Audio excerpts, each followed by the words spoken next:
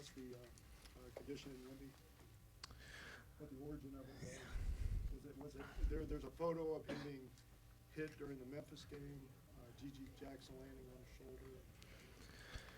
So there's a lot of this stuff with, I'm not smart enough or inclined enough with the medical expertise, but this is what I can say.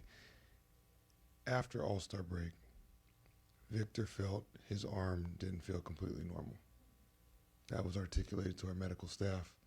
They looked into it, and that's how we got here. Anything earlier than that is grasping at straws. I don't know what is or what isn't, but I don't know whether it's genetic or whether it's caused by No. an injury or a blow. and no. I can say this, all of our players were tired and sick and shortness of breath and worn out before the All-Star break. So Was it just shocking news to get that you're going to be without him for the rest of the season? yeah, I mean, I think anytime you lose a player for an extended amount of time, it's something you kind of have to take a step back and wrap your head around, and it changes things. And, you know, someone of his magnitude that plays a role like him, even more so. Did you guys find out this morning, Tuesday, Monday? When did the test? What was the timeline on the testing and then the results of the test? Yeah, there's been a lot of moving parts. Again, like I said, it happened after All-Star break. So today's Thursday. This started probably conversations regarding it around Monday. I don't know exactly the time. Again, it was with our medical staff. Everybody was off on their own. And so in the last 3 days, this is kind of what has transpired. The optimism that the organization has that he'll be back next year. I know you can't speak to the specific medical reasons for that, but did that come from your medical staff, from doctors saying that he should be back next year? I can say this, yes, the medical experts and the people that are smarter than everybody in the room have said, obviously, and confirmed that he will be done this year, and that there is no concern for Victor's long-term health personally or anything related to his basketball activities, and that there is, no reasons to not believe that he won't be ready to go for the start of next season. It's still pretty devastating news. What was his reaction?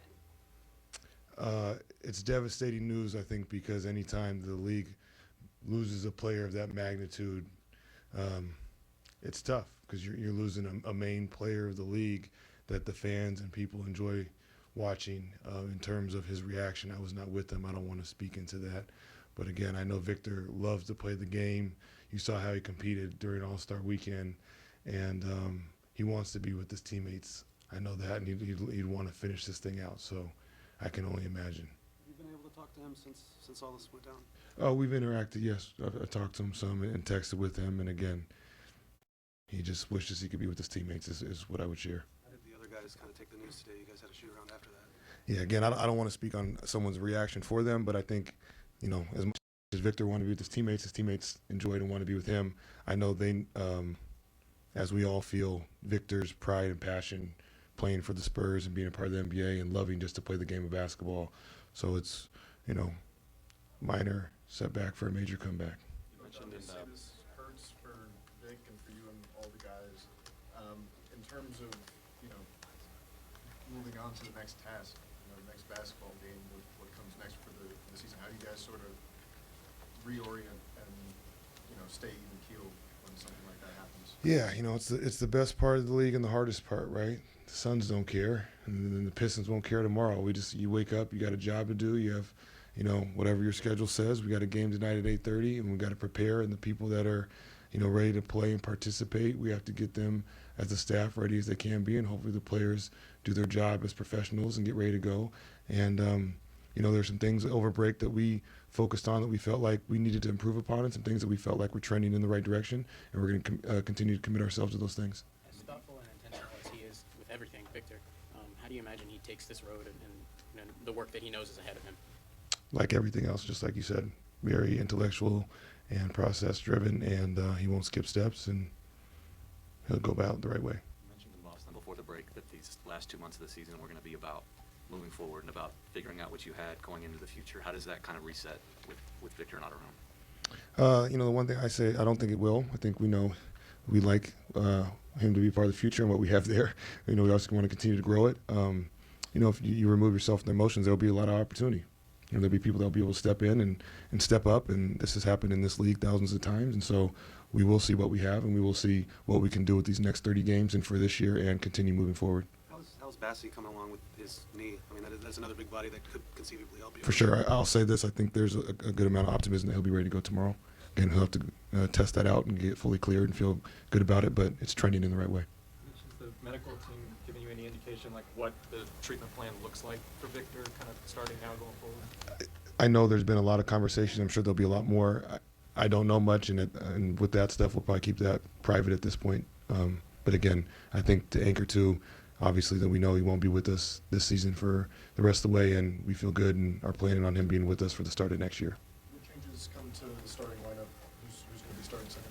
We'll start Bismack Biyombo tonight, and I think, again, we'll see a lot of different combinations and people on the court, but you can mark that one down.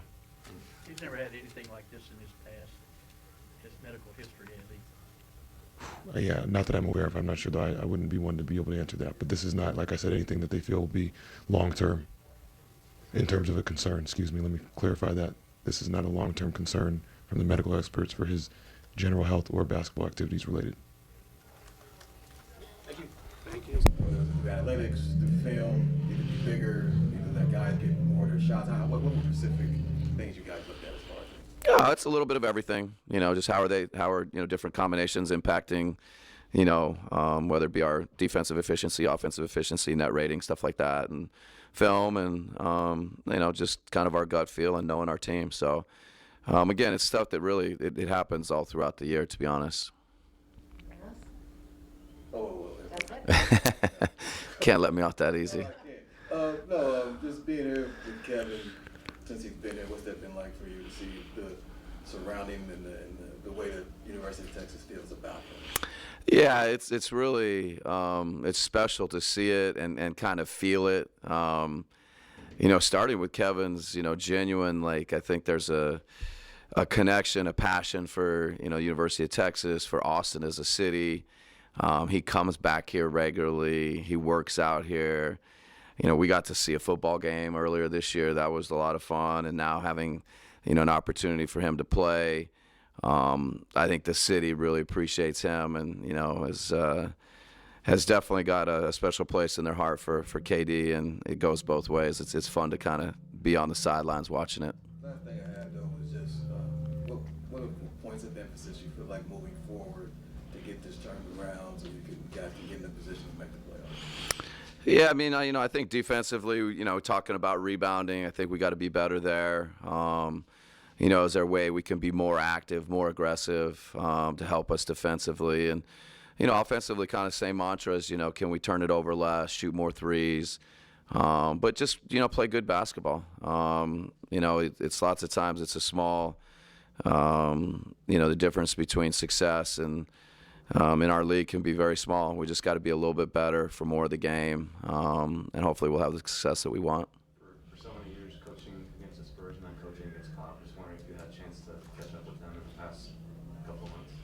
Yeah, no, I mean, just staying in touch with him the best we can. It's a pretty tight ship there. Some things never change. But similar hope for him.